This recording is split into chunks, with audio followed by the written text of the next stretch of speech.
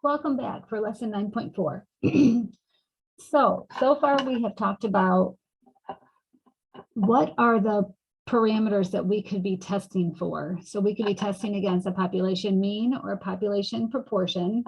We've talked about the type 1 and type 2 errors with our hypothesis, our null hypothesis, and our alternative hypothesis, and how we're going to reject them. But we haven't really talked about what is a rare event. How do we decide if something that occurred is really a rare event? And how would we conclude that? So we're going to look at an example that I did with my class.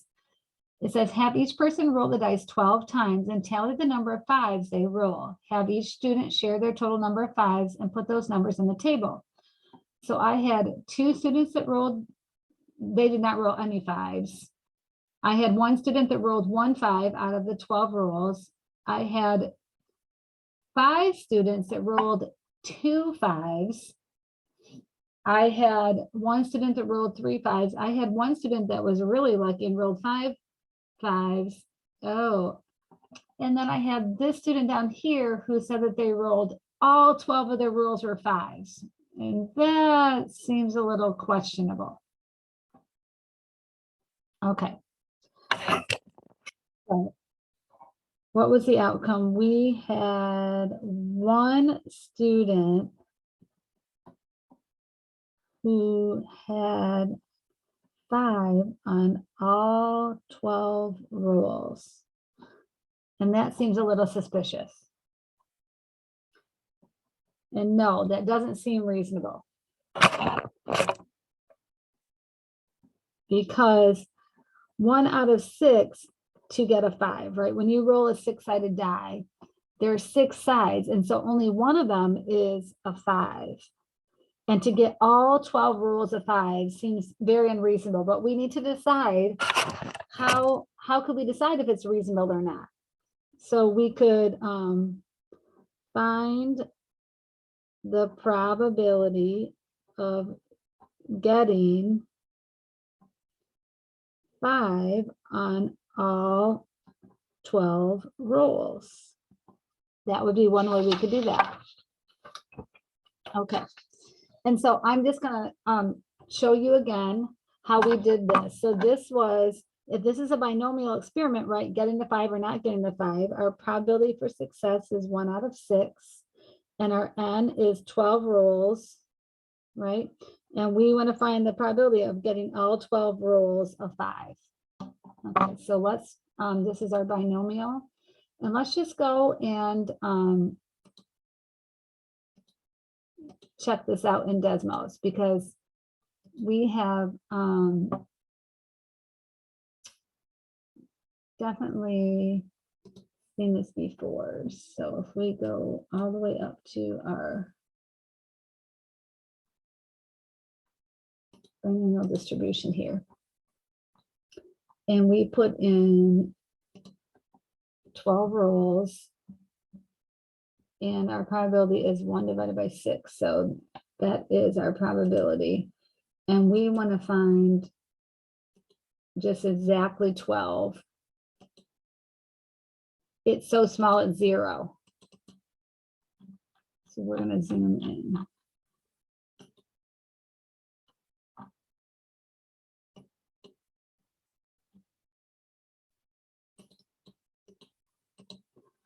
So I'm going to actually do 12 to 12. And so to get all 12, it is very, very, very unlikely. So this is why, so less than 0.0001%. Okay. So very unlikely. So back in chapter 8, we said, or back in chapter 7, we said, if it's very unlikely, it could be a fluke, right? It could be, maybe I had a fake dice. That is a possibility. Or maybe it's really not 1/6 of a chance to get a 5, which we know that's true. And so it could have either been a fluke that somebody got really lucky, or I had a fake die, and that's the case. So that's what we're going to talk about in this lesson. So rare events. Suppose you make an assumption about a property of the population H0, then you gather sample data randomly. If the sample has properties that would be very unlikely to occur if the assumption is true, then you would conclude that your assumption about the population is probably incorrect. Remember that your assumption is just an assumption. It is not a fact, and it may or may not be true. But your sample data are real, and the data are showing you a fact that seems to contradict your assumption. Use the sample data to calculate the actual probability of getting the test result. Calculate the p-value. So right here, the p-value, this is an important thing to write down on your note sheet. The p-value is the probability that if the null hypothesis is true, the results from another randomly selected sample will be as extreme or more extreme as the results from the given sample. Okay, our p-value here. So let's look at example 1. It says a normal distribution has a standard deviation of 1. We want to verify a claim that the mean is greater than 12. A sample of 36 is taken with a sample mean of 12.5.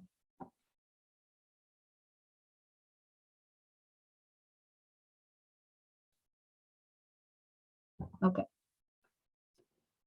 The p-value is 0.0013. So draw a graph what that would be. So because it's a greater than, we are drawing it over here. So the probability of this being bigger than 12.5 when the mean is actually 12 is 0.0013. Okay. So statistical significance. When observed results from a random sample are very unlikely due to chance if the null hypothesis were true. So we reject the null hypothesis. Hypothesis testing using the classical approach. So there's two ways we could look at this. Very unlikely. The sample statistic is too many standard deviations from the parameter assumed in the null hypothesis. So the classical approach is using standard deviations or z-scores essentially. And the p-value approach is, it's very unlikely if the probability or the p-value, how we described it up here, of obtaining the sample result given the assumed null hypothesis is extremely low. So we're going to use, if our p-value is less than our alpha, usually 0.05, then we say it is statistically significant.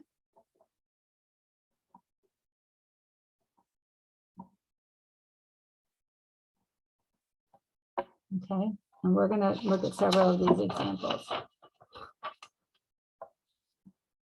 And I put that up here, so you'll want to put this on your note sheet. If the p-value is less than alpha, then we reject H0. If we are not given an alpha, the level of significance, then use 0.05. So rejecting H0 is the same as statistical significance.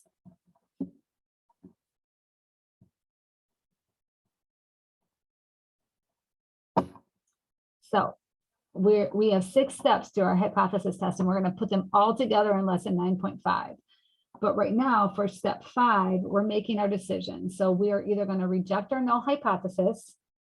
If we reject our null hypothesis, then our step 6 is going to say this. You're going to use these words. There is sufficient evidence to support the claim that, and we're going to write in what H1 says.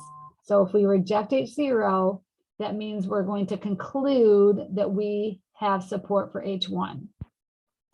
If we do not reject H0, then notice I've got an arrow here, then there is not sufficient evidence to support H1. So let's look at this example 2 here. It says, it's a boy genetics lab claims their procedures improve the chances of a boy being born. The results for a test of a single population proportion are as follows.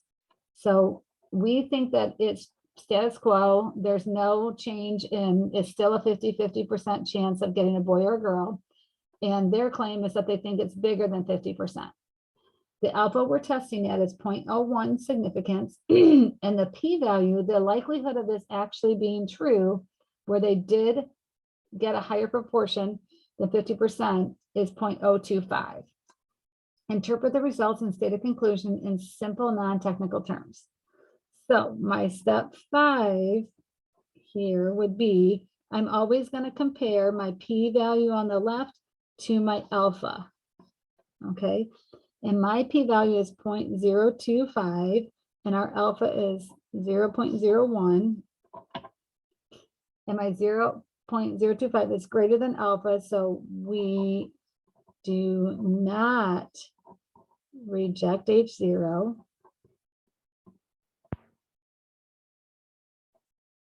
Okay, so this is not out of the realm of possibility, even though the probability is 2.5%. So because we do not reject H0 up here, it says we're going to write exactly this. There is not sufficient evidence. There is not sufficient evidence to support the claim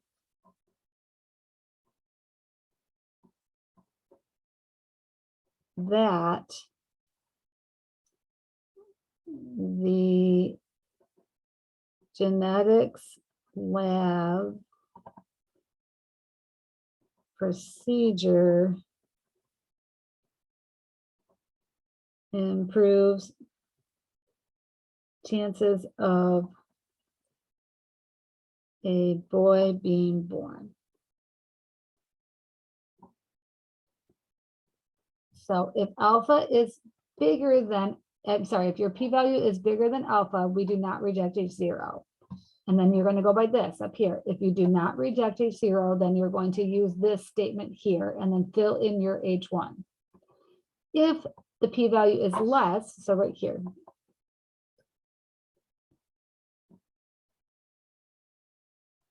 p-value is less than alpha, then you're going to say there is sufficient evidence. If p-value is greater than alpha, then there is not sufficient evidence. So catch me back for lesson 9.5. We're going to put all of this together and we're going to do several examples together where we write out all 6 steps of our hypothesis test and conclusions.